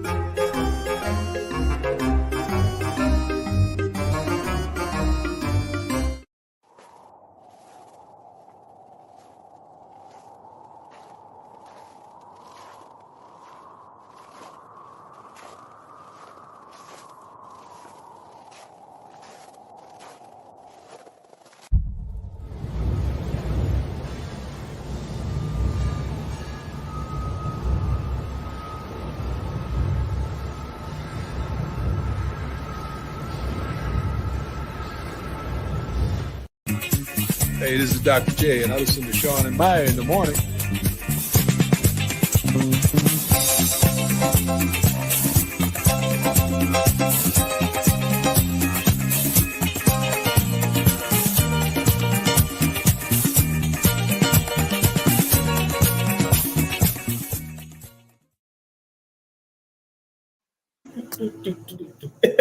Welcome back to our last break of the show for today on this Monday edition of Second City Sports. We're live in living color right here in Sports Zone, Chicago. I'm Sid. That's Lakina. You can hit up yours truly on the Twitter, in the IG at SidKid80. Once again, it's SidKid80. That's SIDKID80. That's SIDKID80. You follow Akina McGill on the Twitter and Akina again the IG. Yeah, so we mentioned we have less than a half hour left of this extravaganza we call a Sports Talk Radio Show. So you want to get in those last minute questions or comments in to our inbox, you can go to Sports Zone Chicago's Facebook page or at Sports Zone Chicago on YouTube. Type in those questions and comments in the comments section. Lakina will get them up on the screen for you. And just a daily reminder, you can also catch Sports Zone Chicago, now available on Roku TV. All right, so now let's start with a Wimbledon recap. Of course, Wimbledon the championships crowned two new champions over the weekend. We'll start with yesterday. Carlos Alcaraz, I don't want to say upset, but I think if it was a 5-set thriller, probably an instant classic. He beat Novak Djokovic in 5 sets. And of course, he wins the Wimbledon Championship. It's his second Grand Slam. If you guys remember last year, next month, he'll be defending his US Open Championship, which he won last year. And he's the 5th youngest man at the time of the second major in the Open era, the 3rd man in Open era to win Wimbledon before turning 21. He's only 20, joining pretty impressive Boris Becker and Bjorn Borg. He also becomes the 2nd youngest player to defeat Djokovic in a major. So, and of course, on the flip side for Djokovic, he snaps 45 wins on center court at Wimbledon. That was longest by anyone since it opened in 1922. 34 wins at Wimbledon, 3rd longest among men in the Open era. 27 match wins, tied for the 3rd longest streak among men in the Open era. So, unfortunately, those streaks are over. But could tennis be having a new star, Sid, on the men's side? If he starts to win these tournaments, upset the bigger names, I think you will. But like you say, it's too early to tell. We'll see. Excuse me. We'll see what happens.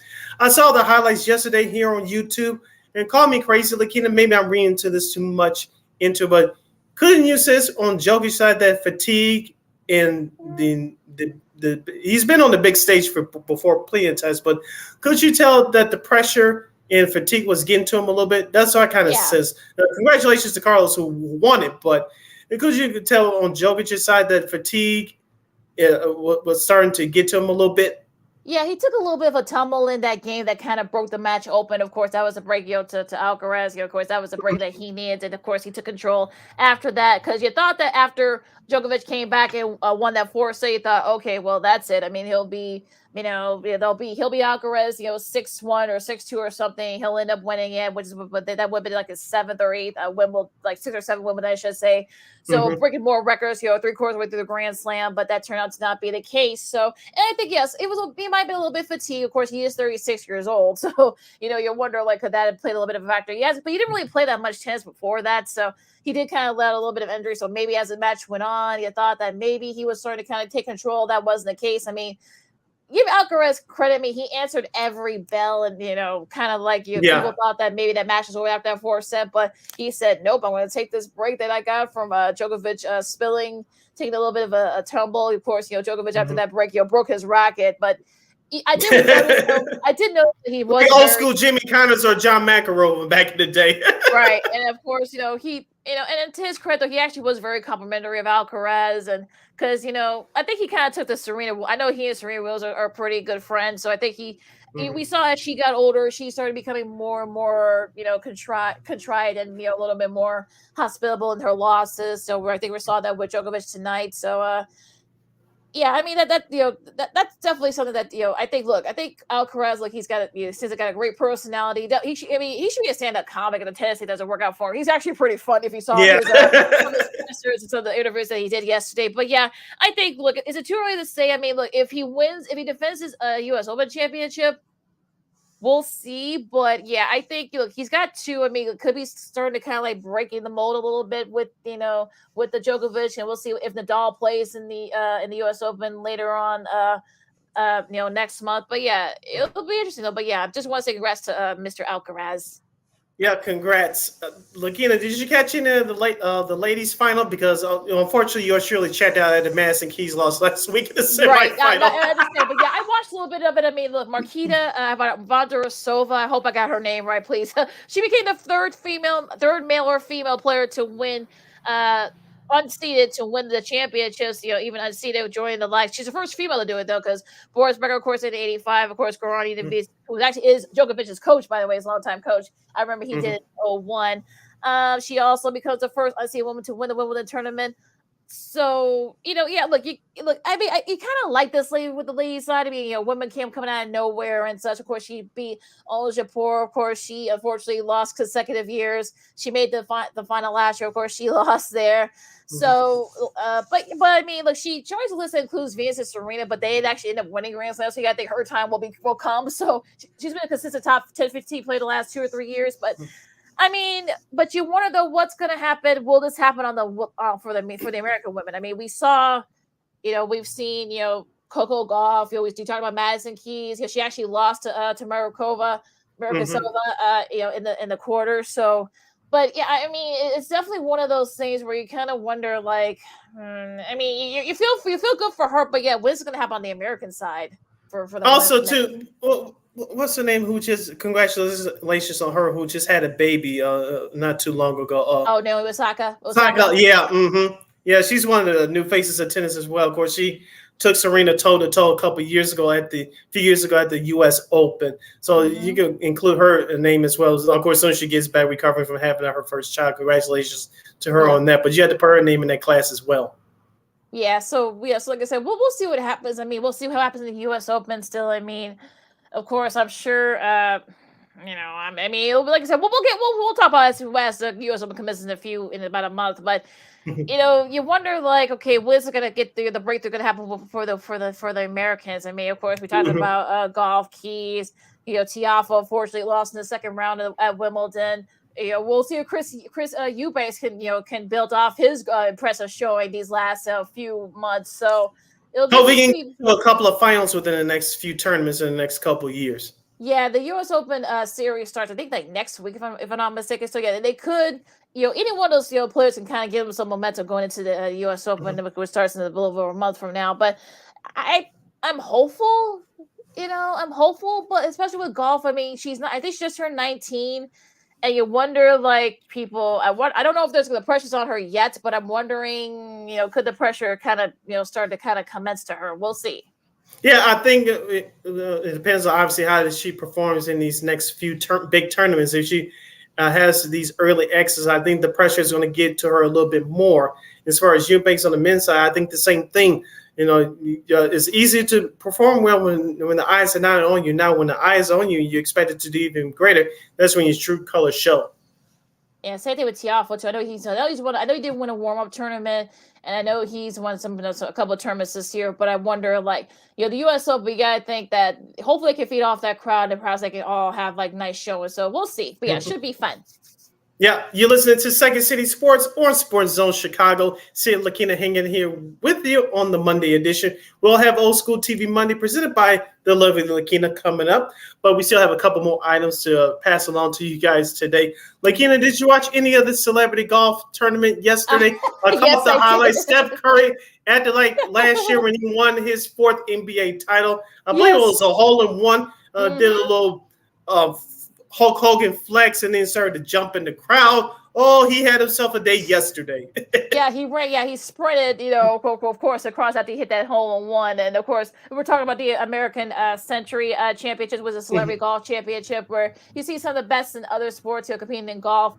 Of course, Steph Curry becomes the second basketball player to win that tournament. So congrats to him. Yeah, he had definitely – because I know I saw his reaction, and then I think I saw he kind of acted like he won that for a championship last year. I finally got my finals MVP. Yay! Oh, yay! I can say he was like, yeah, I didn't know. He was actually like bursting. It was hilarious how he of course, he held off a tennis player who was actually a U.S. Open semifinalist, Marty Fish, held him off there. Of course, Joe Pavelski, Mark Mulder, the former baseball player, the aforementioned Aaron Rodgers. Annika Soros, of course, this is a unisex tournament, so men and women can compete. A former major championship of golf legend, Derek Lowe, Tony Romo. Let's hope he actually starts prepping. Put this actually much into golf as he does prepping for games this year. I said what I said, and also John, of course, Super Bowl champ John Elway and Michael Pena ran out your top 10. So I actually saw a little bit of that tournament, and it was just hilarious. So it was actually funny when we see these type of championships where everyone's all. Was definitely the star of the tournament this weekend. Yes, as we talked about before, with these celebrities and with these athletes, many of them have that it factor, that it personality. And Steph Curry has that, with that playful. Sometimes people can take it the wrong way and say rubbing it in, and it'd be a little extra. But that's what you like to see in these athletes, especially when they win. So Steph Curry's been doing that his whole career. What he did yesterday was nothing new. Yeah, it was actually pretty funny. So yeah, I mean, it was. We know Steph's just a big kid at heart, so we know he's just a big kid. So yeah, it's fine. So anything else that caught your attention, sports media wise? Oh yes, yeah, we have a few items to go over, and I'll just read the headlines. What's your take? Hot takes. Oh, we usually don't do hot takes, but I'll call it hot takes for the sake of this show. First thought. Yes, first off. Ooh. We should There you trademark that. First off. Yeah. Just thought of that too. Yeah. First off, keep quiet.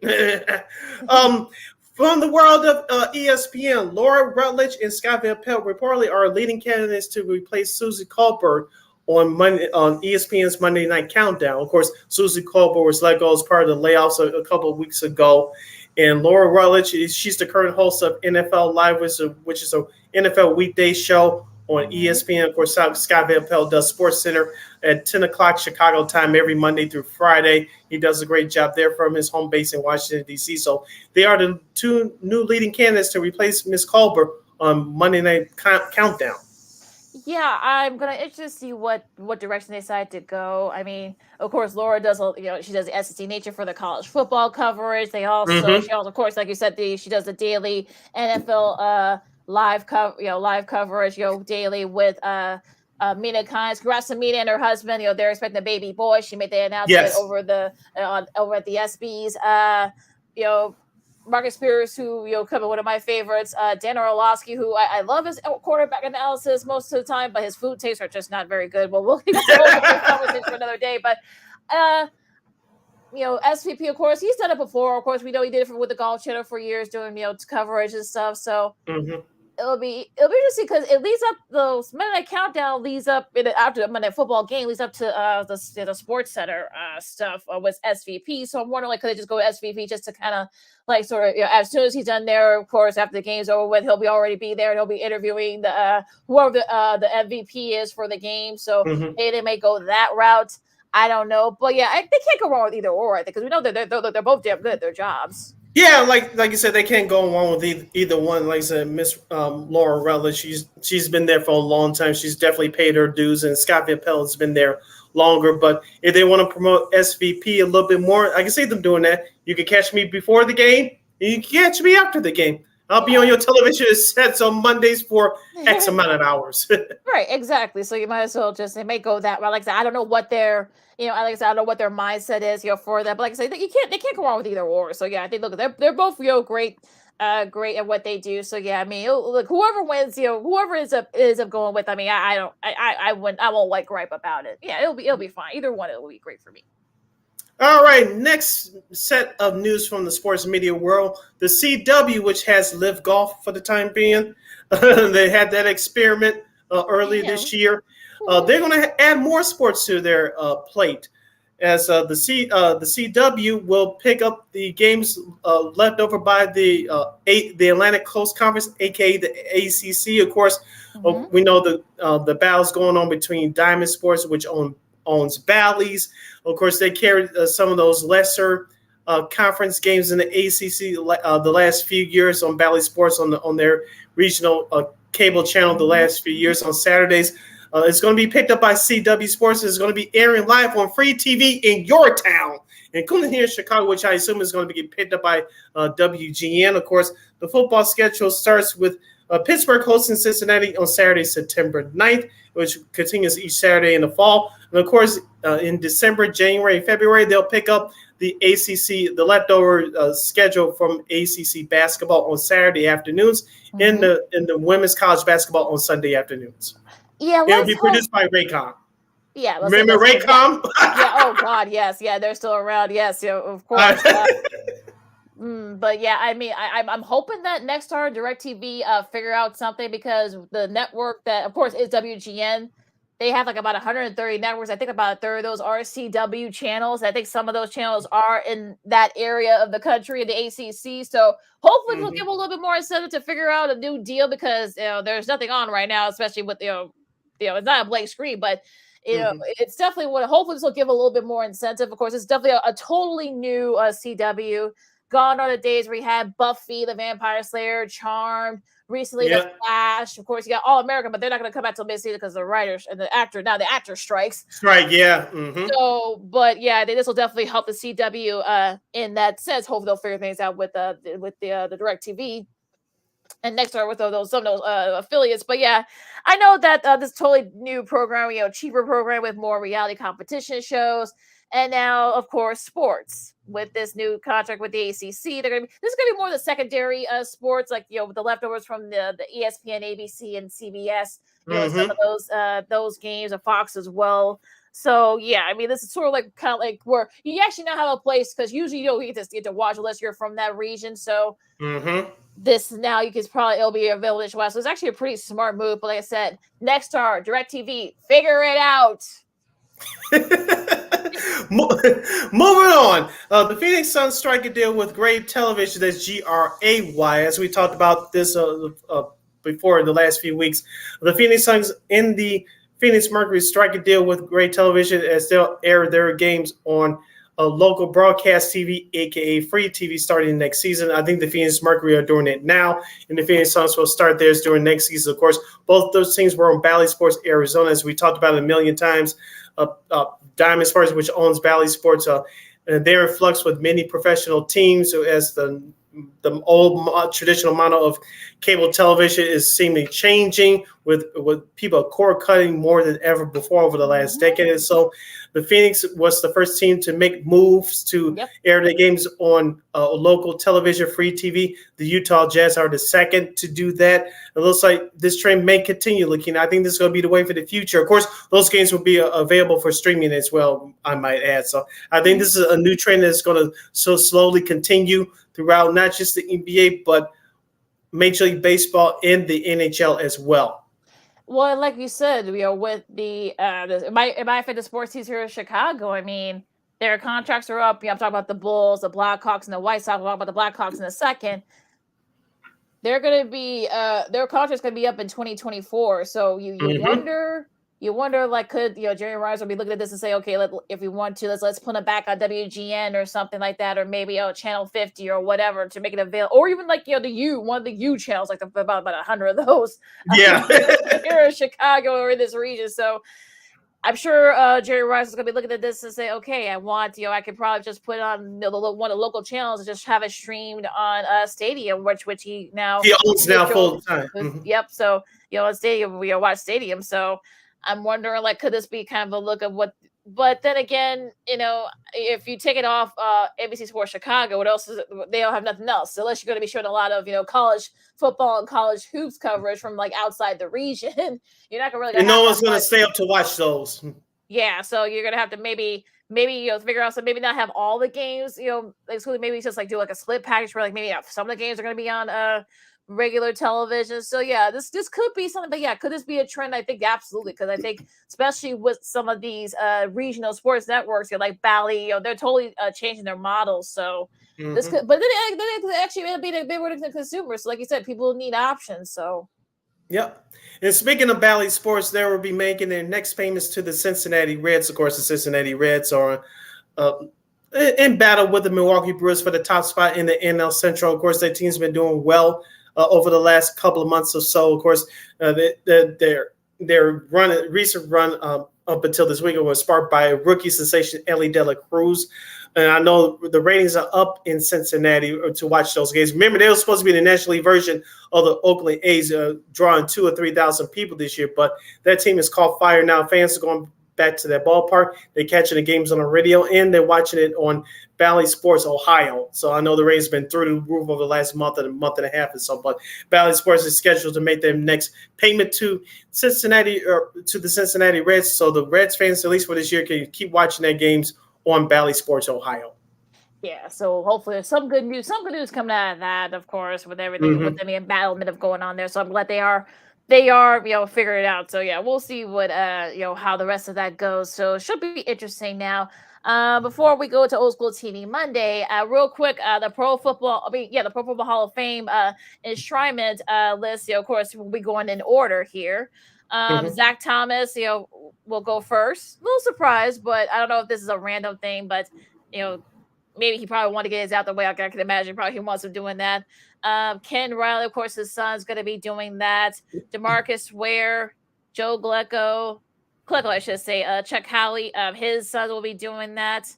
Dorel Rivas, Don Coryell, his daughter will be doing the speech. Grande Barber, and of course, last but not least, Joe Thomas. So, not no surprise here on the order. Of course, you got to do the Thomas bookends. Yeah. Kind of weird there, but yeah, it's a good box. I know you're looking forward to Zach Thomas. I know you've been campaigning for him to get into the Hall of Fame for a long time. I know you were looking forward to that one.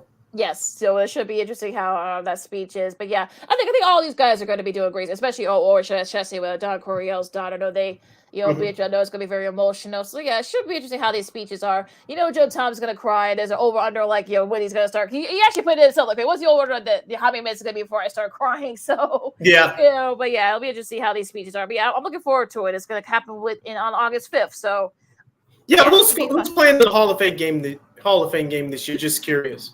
Let me look it up really quick. Okay. So, yeah, as I'm doing because usually the teams that play in the Hall of Fame game, they usually report to training camp a week earlier than everybody else. Yep, you're right. So yeah, let me look it up real quick. Yeah, even though the Stars don't play, you'll see them in the stands in street clothes, shaking hands, kissing babies. They usually report to training camp a week early before everybody else. As we mentioned, the Bears will report to training camp up at Hallis Hall around this time next week. I know a few other teams are starting to report later on this week, but most of the teams will report next week, including our Chicago Bears. Yes, so it'll be the Jets and the Browns. So hence here with all the, of course, all the extra cameras from NFL Films. Yeah, so that's gonna be yeah. So Klecko's speech and such. So yeah, this is gonna be interesting. But yeah, I mean, I'm looking forward to these speeches. Should be fun like as usual. So yeah, who's gonna cry first? Like, that's gonna be the big thing. Yep. It'll be sponsored by Kleenex. Right, exactly. Or Puffs. If you're Puffs. Tell your age. I know, right? I have a Puffs, box of Puffs right beside me here. Not necessarily up beside me, but yeah, right here by my end table here. Actually, Second City Sports on Sports Show Chicago. Lakita McGee, City Brown with you. Okay, Sid, it is that time. So, are you ready for Old School TV Monday? Can you hear this? Yes, I can, and all right. It is the venerable. Now, look, if you're our age, so I'm gonna kind of set it up here. If you're our age, you probably know this show. If you've had PBS, I know I put a little bit, made a little bit of a kind of gave it away there. That this show might have, you probably know what the show I'm talking about. It is Ghost Rider. We're gonna go to Brooklyn. Yeah, we're gonna go to New York City for this one. Yet the venerable show aired from 1992 to 1995 on PBS to various stations all over the country. It was created by Liz Nealon.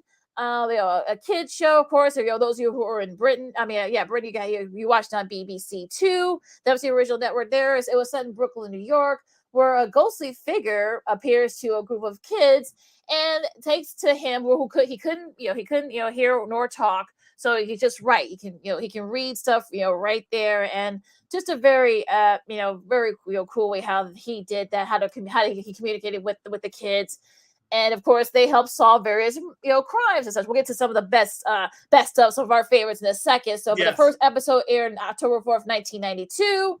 Where of course Ghost Rider came up with all the different kids and such. He first came towards Jamal. Then it was Lenny. Of course, she was a girl, by the way, Lenny. Also, then of course Alex and his younger sister Gabby, and also too, of course, eventually Tina, of course, which was their friend. They all became friends, and also so various people were added afterwards. But those were sort of the main five. So Sid, some of the episodes, we'll talk about all this, to get to really mean details in a second. But yeah, I know you were a big fan of Ghost Rider. We want to do the show for Old School TV Monday for the longest. So what did you like about the show and all the other stuff that happened there and that transpired? Actually, I've been watching it on YouTube. I think all 74 episodes are available on YouTube for free. So go watch it. I've been watching it for the last 2 or 3 weekends. And what I liked the most about the show, as you mentioned, it was filmed in New York City and Brooklyn, to be exact. It was a very diverse cast of 10 to 12, 13-year-old kids. And they were very smart kids. All of them had different personalities. I really didn't sense, in looking at it now as an adult, I really didn't sense any sneaky, stereotypical, negative stereotype traits, within those characters. They were all young kids, very vibrant, very fun, very smart kids as well. And that's what I really appreciated. And some of the storylines that were in that show which helped them solve mysteries of like you say, of various crimes. I had to keep it in cross. Remember, it was a children's show, ladies and gentlemen. But they had like 4 or 5 episodes, of a particular subject, from store theft until car accidents until I think it was another episode I watched recently about I think it was David. I forgot it was Alex Fernandez played by David Lopez. Yeah, he was running for school president. They did about a 5-episode series on that. All their other crimes, they had like 4 to 5 episode sets, which I thought was very cool. And they had some other storylines they kind of slipped in as well, but it was part of the episodes. It was part of the main plot as well. And I really appreciated those types of elements for that show.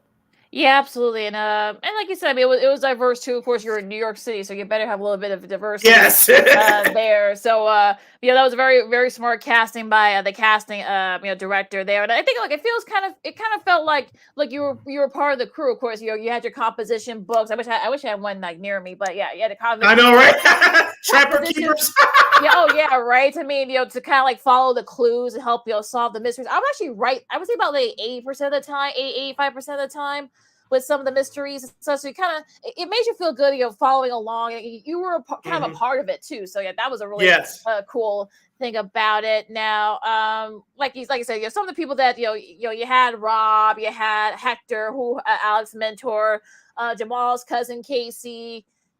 Yeah. I mean, and they actually changed Gabby's like mid-season. Yeah, she was on for the last 2 years. Yeah, I forgot the young lady's name, but Melissa Gonzalez. Melissa Gonzalez. Thank you. Yeah. I mean, that was I can kind of understand why if you saw some of the episodes, like why they made the switch, from Matiana Morales to Melissa Gonzalez. I won't get deep into that, but yeah, some of the top people that guest starred. I mean, Samuel Jackson, those early episodes, he played Jamal's dad. People forget about that. Julia Stiles was on. I think she was on those Alex Runs for President episodes, if I'm not mistaken. Like I said, it's been a while since I've seen the repeats. Marcelo Lowry, of course. Who she would go on to do City Guys. Yeah, before City Guys. Yep. It's Grandma Jenkins. Yeah, she played Jamal's grandmother, and so some of the people that we saw there. Don't forget Spike Lee. Spike Lee, Bo Jackson, which the episodes I watched this morning. Bo Jackson was on there right before he went to the Chicago White Sox. Of course, he retired from football with a hip injury. And Jeremy Miller, for those of you our age and help you know that name, a.k.a. Ben Seaver from Growing Pains, he gets started on that show. Yeah, one of those early episodes. I think Montez was also on one of those early episodes. Well, I think she was on there with Lenny when she was becoming a singer. I know there have been various versions. I know it got canceled kind of like out of nowhere because it was actually one of the most popular shows on PBS. Now, unfortunately, what ended up happening, I guess because PBS, you need money, and unfortunately, they didn't have the budget, especially when they started adding more people to the cast. So, unfortunately, that's when the show ended. Of course, I forgot who the exec was at the time for the show. She ended up going to CBS, and she said her kids were. They brought it back on CBS. It wasn't very good, by the way. We won't talk about that version. I forgot about that. We rightfully so. I think it aired like 98 or something like that. And I know there actually is a ghostwriter a different version of Ghostwriter on Apple TV. If you have Apple TV, I guess you can do it. It's been on for 3 seasons. So if you want to watch it, I'm not going to. But I remember, I forgot the name of one of the writers. I guess apparently Ghostwriter was supposed to be like a runaway slave who sadly died trying to escape. I guess that's who Ghostwriter was, because I'm sure there was a lot of people that were asking who was Ghostwriter because we never got the answer. Right. Apparently that was the case there. I'm a little bit surprised, especially with the 30th anniversary, like last year, they didn't do like a 30-year reunion with some of those folks, because I like to see what they're up to, but. Yeah, here's the thing real quick from Wikipedia. It says Ghostwriter's identity. Ghostwriter, producer, and writer Kermit Frazier revealed in a 2010 interview that Ghostwriter was a runaway slave during the American Civil War. He taught other slaves how to read and write and was killed by slave catchers and their dogs. His spirit was kept in a boat that Jamal discovers and opens in a pilot episode, the PBS series Freeing the Ghosts. There was, like you said, they were supposed to reveal that, but like you said, they ran out of money. And don't forget, they were funded by Nike. Yeah, And they were. they mentioned that before every episode. Yeah, I'm so a little surprised that Nike didn't gonna try to step in and kind of like gave them a little bit of right. Get a little bit of money to kind of keep the show going, at least for not at least for like 2 more years at least. So yeah, I guess, but it's like I said, it was definitely a great show. I'm a little surprised that you catch, like you said, you catch the show for free on YouTube. So all the 74 episodes of the show is on YouTube. So you can do that. It's not streaming anywhere. I'm a little surprised by that, but well, maybe not really. But of course, one of my favorites was Lindy singing in the music video. That was actually really funny. That was actually really cool seeing everyone trying to sing and dance. So that was I remember her dad on the show was a musician as well. So that's why she got that from. And wanted to produce, write, and sing. Right. So so we'll be interested to see what happens with that. But I mean, look, I think I would say just bring back the old one and just bring it on. But so we want to salute the popular PBS show kid series Ghost Rider. So Sid, take us home. All right. You can follow yours truly on the Twitter and the IG at SidKid80. Once again, it's SidKid80. That's SIDKID80.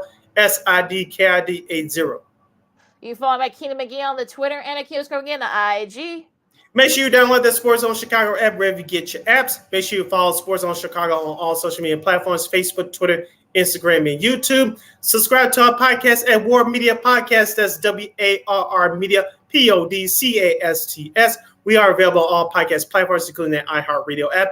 And give War Media a follow on all social media platforms at WARR Media on Facebook, Twitter, Instagram, and YouTube. And thank you very much in advance for your support.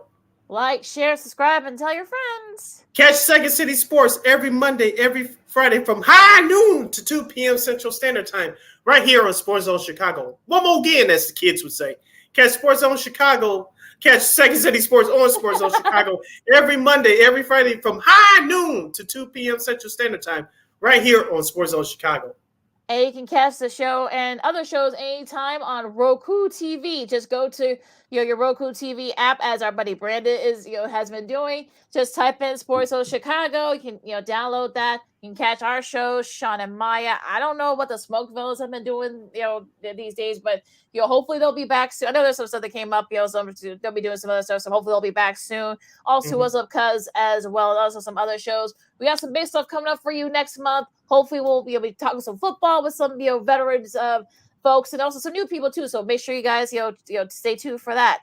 Yes, we've been tracking some of your watching, viewing, and listening habits. Thank you guys for the likes so far. Thank you for the viewership. Thank you for supporting us on the podcast. We really appreciate it. Please tell everybody and everyone you know that Sports Zone Chicago is available everywhere. And you can catch us on War Media Podcast if you want to just listen to us instead of looking at our beautiful faces. We appreciate the support. Please continue to tell everyone you know. Absolutely. So for Sid, I'm LaKen. This is Second City Sports on Sports Zone Chicago. Stay warm, stay dry, stay safe, and we'll see you Friday. Ghost Rider!